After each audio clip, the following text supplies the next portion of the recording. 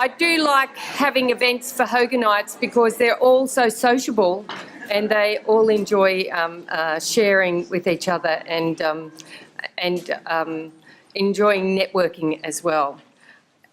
For those of you who I haven't met, my name's Shayne Nealon. I'm the Managing Partner at Peterberry Consultancy, and it's our pleasure to bring together another Hogan Summit. This is our second summit, and we will continue to have these summits on an ad hoc basis, normally about every 2 to 3 years, when we can cajole, invite, fit people's busy schedules into our commitments here in Australia. We're very, very lucky having Thomas with us. Thomas, do you want to stand up?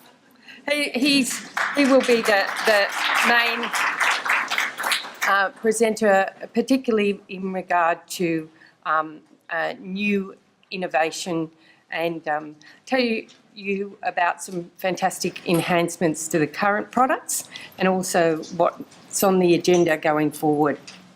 I should also introduce Peterberry. For those of you who wondered whether there was really a Peterberry, there is really a Peterberry. Someone at a workshop recently said, "Is he still alive?" And I said, "Yes, I can vouch for the fact that he is definitely still alive." I do have a large number of Hoganites that are also PBC staff here as well. There's quite a number of them. They're located at the back and their name tags are slightly different to yours. So for those of you who have account managers, they will probably be interested in having a chat with you and making sure that everything's going okay from your side. Okay, so let's now talk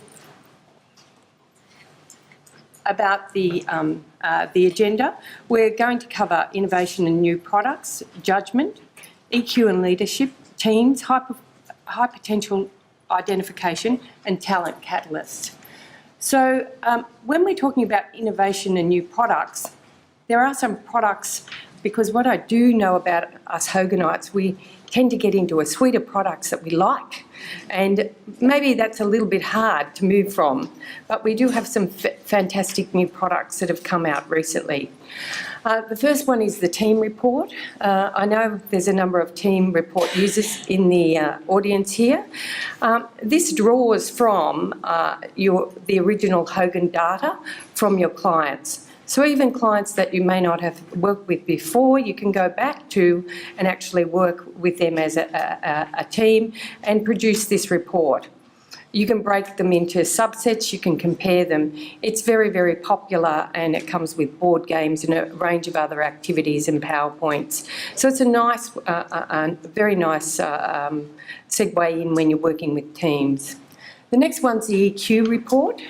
The EQ report is a combination of scales, subscales from the HPI and the HDS. So again, if your client has taken the HPI and the HDS, you can go back and generate the EQ report. We're finding a lot of interest in the EQ report all the way through the employee life cycle, from the selection piece all the way through to senior executive groups. The next one is the flash report, and you spoke, we listened, and Hogan acted. When you went through accreditation, you used to say to us, how come none of the reports present the subscales and all three of the scales on the one document in graphical format and subscales? This is it, the flash report. So if you order the leadership forecast series, or you order the Insight series, then this is complimentary to you. You just need to let us know. So this is a great enhancement for coaches. You don't have to wade through 80 pages of the leadership forecast series. You can just look at 2 pages. It's a fantastic snapshot. For those of you that write reports, this is a great resource as well. Whilst we're talking about this, I'll just highlight the fact that currently the flash report has the HPI data and the MVPI subscales. very shortly, you'll be able to pick up the HDS subscales. From September, you'll be provided with training between now and September and support to be able to interpret the HDS subscales. So yes, they have always been there, they just haven't always been available to you. From July of this year, we will use a form when people go in to complete their Hogan. We will use a form that you will, at a later stage, once we turn it on for general use after everybody's trained, in the September, you'll be able to regenerate the reports with the subscales. So we're transitioning the introduction to allow us to have everybody fully trained. The next a group of products are surveys, and the one that you've probably heard the most about in newsletters and information, a number of you are accredited in it, is the Hogan 360. We're very proud to be able to partner with the Hogan assessments on the 360, and this is now available globally. Accreditation is done online or via WebEx or in group presentations. So the Hogan 360, I'll talk a little bit later about the norms on the report, but it's a fantastic opportunity for you to combine the results from the Hogan assessments with a compatible 360. And there's significant research that has been done around that. A new assessment is the graduate talent assessment. We have been completing a longitudinal study into graduates and the success of graduates. You might be surprised to find out that what gets them hired doesn't actually get them promoted, or doesn't necessarily keep them engaged in the company, and doesn't necessarily give them good feedback going forward because their managers don't give it to them.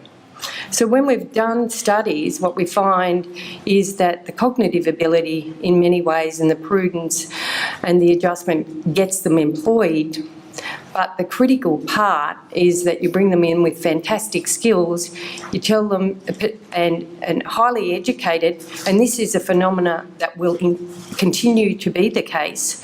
These people come in and they pretty much want to hit the ground running, and the organisation's saying, down, just gain your competence before your confidence takes over. I did listen to your talk last.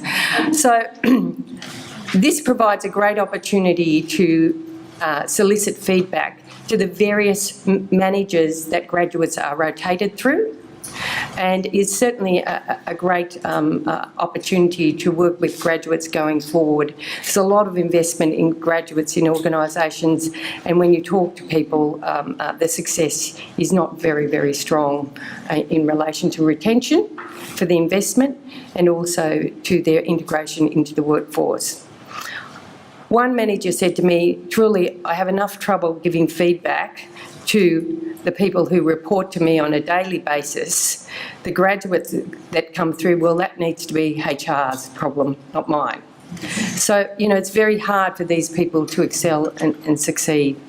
The high-performing team assessment, I'm not going to go into a lot of detail about that. Peter will take you through that, but this is a complementary survey to the Hogan team report, very business-focused. Unlike the Hogan assessments, you can take this time and time again to watch teams improve, and Peter will tell you some interesting case studies.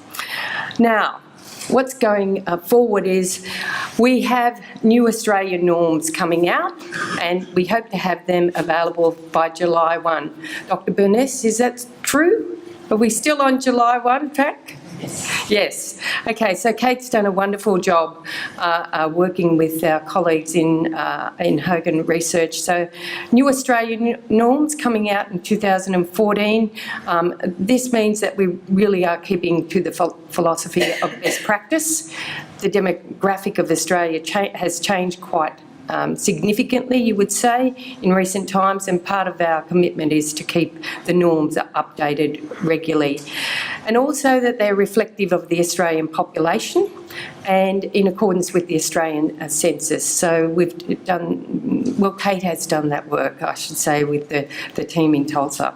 The HDS subscales I spoke to earlier, but we will be talking to you about those subscales on an individual basis on how we will roll those out.